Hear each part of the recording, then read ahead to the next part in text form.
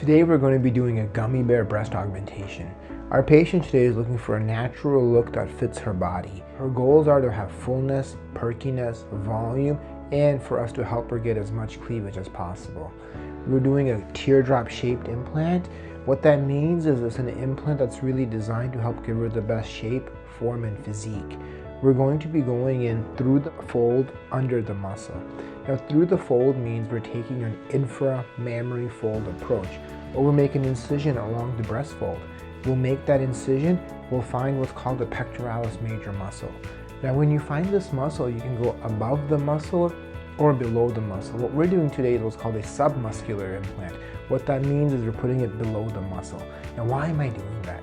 The reason I'm doing that is because I believe implants below the muscle have more support. Long term, I believe they get less sagging and they get less complications. So we'll identify the muscle, we'll make an incision or myotomy in the muscle, then we'll go below the muscle. Once we're below the muscle, what we have to create is the pocket. Now you've heard of the breast pocket. The pocket is a space where the implant sits. So we'll make that space underneath the muscle. When we make the space, we have to make careful maneuvers that we don't go too much to the side, because if we dissect too much to the side, it can go into our armpit.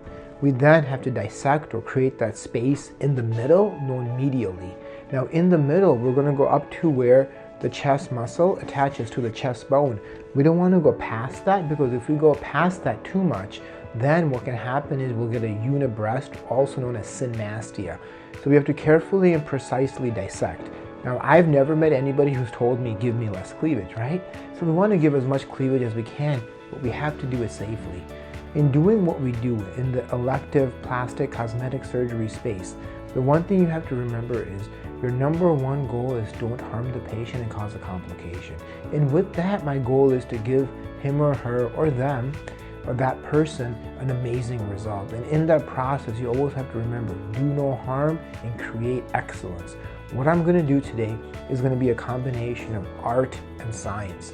We're going to apply the science to understand how the anatomy will change, how we have to manipulate it, and what we can manipulate. And that's the science part of it.